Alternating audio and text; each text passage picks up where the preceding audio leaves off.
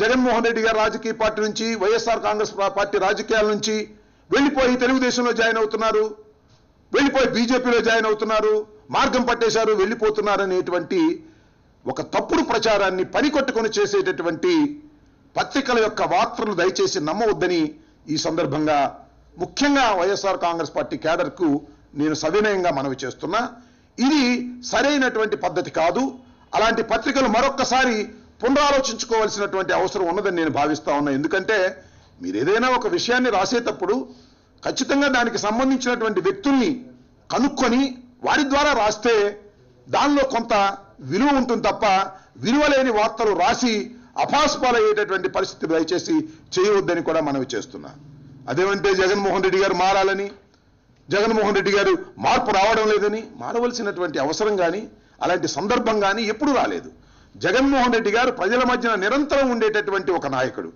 Of course దురదృష్టవశాత్తరండి Telugu Desam party చేసినటువంటి అబద్ధపు వాగ్దానాలు నమ్మడం వల్ల కానివ్వండి, పొరపాటున ఓట్లు వేశామని వాళ్ళందరూ బాధపడుతున్నారు తెలుగుదేశం పార్టీకి. అందువల్ల జగన్మోహన్ రెడ్డి గారు కేవలం 2% ఓట్ల మైనస్తో అధికారం కోల్పోవడం జరిగింది. అధికారం ఏ రాజకీయ పార్టీకి కూడా శాశ్వతం కాదు. ఇప్పుడున్నటువంటి అధికారం తెలుగుదేశానికి శాశ్వతం కాదు. ఇప్పుడున్నటువంటి ప్రధాన ప్రతిపక్ష హోదా మాకు శాశ్వతం కాదు. సమయం వచ్చినప్పుడు అటు ఇటు అవుతాయి, ఇటు అటు అవుతాయి అంతే తప్ప ఏదో ఒక విధంగా విష ప్రచారం చేయడం ద్వారా మాత్రమే జగన్మోహన్ రెడ్డి గారి పలుకుబడిని తగ్గించాలని ప్రయత్నం చేస్తే మాత్రం ప్రజలు గమనిస్తూనే ఉన్నారు. నేను ఇంతకు ముందు కూడా రాజశేఖర రెడ్డి గారు ముఖ్యమంత్రిగా ఉన్న సమయంలో, లేదు రాజశేఖర రెడ్డి గారు ముఖ్యమంత్రి కాకముందు కూడా కొన్ని పత్రికలు పనిగట్టుకొని రాజశేఖర రెడ్డి గారి మీద అనేక సందర్భాల్లో అభూత కల్పనలు రాసినప్పటికీ కూడా ప్రజలు నమ్మలేదు. తిరిగి మళ్ళా రాజశేఖర రెడ్డి గారిని అధికారంలోకి తీసుకొచ్చినటువంటి సందర్భాలు ఉన్నాయి. రాజశేఖర రెడ్డి గారు చాలా సందర్భాల్లో చెప్పేవారు, కొన్ని పత్రికలు ముఖ్యంగా 2 పత్రికలు కావాలని దుష్ప్రచారం చేస్తున్నాయి, నమ్మవద్దంటే ప్రజలు నమ్మలేదు. కాబట్టి మీరు రాసేటటువంటి రాతలు కానీ, మీరు చేసేటటువంటి కూతలు కానీ వాస్తవాలకు దగ్గరగా ఉండేది, వాస్తవాలు రాకపోయినా వాస్తవాలకు దగ్గరగా ఉండేటి రాస్తే బాగుంటుంది తప్ప ఈ విధంగా అభూత కల్పనలు చేసి గోబెల్ ప్రచారం చేసి వైఎస్ఆర్ కాంగ్రెస్ పార్టీ నుంచి వెళ్ళవలసినటువంటి అవసరం ఏముందండి? ఎందుకు వెళ్ళాలి ఇవాళ వైఎస్ఆర్ కాంగ్రెస్ పార్టీ నుంచి? ఒక విధంగా చెప్పాలంటే తెలుగుదేశం పార్టీ వాళ్ళే కంగారు పడుతున్నారు. ఎందుకంటే తెలుగుదేశం పార్టీ చేసినటువంటి వాగ్దానాలు ప్రజల్ని ఎంతో ఆశ గొల్పాయి, ప్రలోభ పెట్టాయి. మరి ఈ 6 మాసాల్లో 5 మాసాలు దాటి 6వ మాసంలో ప్రవేశిస్తున్నటువంటి ఈ సందర్భంలో తెలుగుదేశం పార్టీ చేసినటువంటి వాగ్దానాలు, లేదు చంద్రబాబు నాయుడు గారు ప్రమాణ స్వీకారం రోజున చేసినటువంటి 5 సంతకాలు ఒక్కటి కాకపోతే ఒక్కటైనా కూడా పూర్తిగా అమలు చేసినటువంటి సందర్భం లేదు 5 మాసాలు అవుతున్నప్పటికీ కూడా. ముఖ్యంగా రైతు రుణమాఫీ ఏ విధమైనటువంటి అవస్థల్లో ఉన్నదో మనం చూస్తున్నాం. ఇవాళ రైతుల దగ్గరకు వెళ్ళి మాట్లాడే సాహసం తెలుగుదేశం వాళ్ళు చేయలేనటువంటి పరిస్థితుల్లో ఉన్నటువంటిగా కనిపిస్తా ఉంది, కళ్ళకు కట్టినట్టుగా కనిపిస్తా ఉన్నది. ఇలా చేసిన వాగ్దానాలు నిలుపుకోలేని దౌర్భాగ్యమైన పరిస్థితుల్లో ఉండి ప్రజల చెంతకు వెళ్ళలేక నిరంతరం భయపడేటటువంటి పరిస్థితుల్లోకి రోజు రోజుకి వెళుతున్నటువంటి తెలుగుదేశం పార్టీలో మనుగడ ఉండాలా వద్దా అని ఆలోచించుకునే పరిస్థితి అక్కడ ఉన్నది తప్ప వైఎస్ఆర్ కాంగ్రెస్ పార్టీ కొద్దిలో తుడిలో తప్పిపోయినటువంటి విజయం, దానివల్ల మేము నిరాశ కొంతపడ్డప్పటికీ కూడా ప్రధాన ప్రతిపక్ష పాత్రను సవ్యంగా చిత్తశుద్ధితో పనిచేసి ప్రజలకు చేరువ కావాలనే తాపత్రయంతో పనిచేస్తున్నటువంటి జగన్మోహన్ రెడ్డి గారి మీద లేనిపోని మాటలు రాసి, లేనిపోని వార్తలు ప్రచారం చేసి, లేనిపోని కూతలు కూసి ఏదో ఒక విధంగా జగన్మోహన్ రెడ్డి గారి వైఎస్ఆర్ కాంగ్రెస్ పార్టీని భ్రష్టు పట్టించాలని చేసేటటువంటి ప్రయత్నం, అది ఒక విఫలమయ్యే ప్రయత్నం తప్ప మరొకటి కాదనే విషయాన్ని దయచేసి ఆ పత్రికలు గమనించాలి.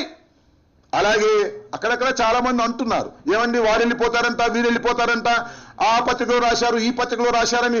మా కేడర్ కూడా భయాందోళనకు గురి అవుతుంది. ఏ విధమైనటువంటి భయాందోళనకు గురి కావలసినటువంటి అవసరం వైఎస్ఆర్ కాంగ్రెస్ పార్టీ కేడర్కు లేదు. పార్టీ బలోపేతంగా దినదిన ప్రబుద్ధమానంగా పెరిగేటటువంటి పరిస్థితుల్లోనే ఉంది తప్ప తగ్గే పరిస్థితిలో లేదు. ఒక విధంగా చెప్పాలంటే తెలుగుదేశం పార్టీ అనేక ఆశలు కల్పించి ఇవాళ ప్రయాణం చేస్తున్నటువంటి పార్టీ. ఆ ఆశలన్నీ కూడా ప్రాక్టికల్ గా చేయలేనటువంటి పరిస్థితిలో ఉండి ఒక సింకింగ్ బోటు లాగా రోజు రోజుకి తయారవుతున్నది చంద్రబాబు నాయుడు గారి నాయకత్వంలో తెలుగుదేశం పార్టీ. రాబోయే రోజుల్లో ప్రజలు ఇచ్చిన వాగ్దానాలను నెరవేర్చకపోతే ఏ విధమైనటువంటి తిరుగుబాటు ప్రజాస్వామ్య పద్ధతుల్లో చేస్తారో మీరే చూస్తారు. ఎందుకంటే ఇంత అద్భుతమైనటువంటి అబద్ధాలు ఆడినటువంటి నాయకుడిని ప్రపంచంలోనే మనం ఎక్కడా చూడలేము. చంద్రబాబు నాయుడు గారి లాగా ఎన్నో అద్భుతమైనటువంటి అబద్ధాలు ఆడి ఒక్కటి కూడా నెరవేర్చలేనటువంటి పరిస్థితిలో ఇవాళ చంద్రబాబు నాయుడు గారు కాకమ్మ కథలు చెప్తా ఉంటే ప్రజలు నమ్మేటటువంటి పరిస్థితి లేదు. రోజు రోజుకి చంద్రబాబు నాయుడు గారి పాలన మీద అనుమానాలు కలుగుతా ఉన్నాయి. అటు రైతాంగం, ఇటు విద్యార్థులు, నిరుద్యోగులు, అందరూ మహిళలు సమీకృతమయ్యేటటువంటి తరుణం ఆసన్నమవుతున్నది. ఈ పరిస్థితుల్లో ఏదో ఒక విధంగా జగన్మోహన్ రెడ్డి గారి మీద, వైఎస్ఆర్ కాంగ్రెస్ పార్టీ మీద విష ప్రచారం చేసి అసలు చర్చనీయాంశమైనటువంటి ప్రధానమైనటువంటి వార్తల్ని పక్కకు పెట్టాలనేటువంటి ప్రయత్నం ఒకటి విషపూరితంగా ఒక సెక్షన్ ఆఫ్ మీడియా చేస్తున్నది. దయచేసి ప్రజలు దీన్ని నమ్మవద్దని ఈ సందర్భంగా మేము కోరుతూ ఉన్నాం. ఉన్నట్టేగా, లేనట్టు ఎవరన్నారు? ఆయన ఏమన్నా మీకు చెప్పాడా లేనని? హరిగారు ఆంధ్రజ్యోతి నుంచి అడుగుతున్నారు, కొనతాల గారు వైఎస్ఆర్ కాంగ్రెస్ పార్టీలో ఉన్నట్టా లేనట్టా? కొనతాల గారు వైఎస్ఆర్ కాంగ్రెస్ పార్టీలోకి రాజీనామా చేసినటువంటి దాఖలాలు మీరు కూడా చూపించలేకపోయారు. ఏబిఎన్లో ఆయన ఏదో లెటర్ రాశారని చూపించారు. రాజీనామా చేశాడని చూపించారా? మీరు చేయకపోయినా చేశారని చూపిస్తే అది వేరే విషయం. సహజంగా కొందరు ఏదైనా వెళితే వస్తే వార్తలు అవుతాయి, కానీ వాస్తవాలు తెలుసుకోకుండా ఏదో గప్పన్ కేసు రాసి అవునా కాదంటే ఏం చెప్తాం? జగన్మోహన్ రెడ్డి గారికి కొనతాల రామకృష్ణ గారు ఏదో ఒక లెటర్ రాశారని, ఆ లెటర్లో సారాంశం ఇదేని మీడియా మాట్లాడుతున్నారు. ఎక్కడైనా కొనతాల గారు మాట్లాడినటువంటి దాఖలా ఉంటే చెప్పండి, తప్పనిసరిగా సమాధానం చెప్తాం.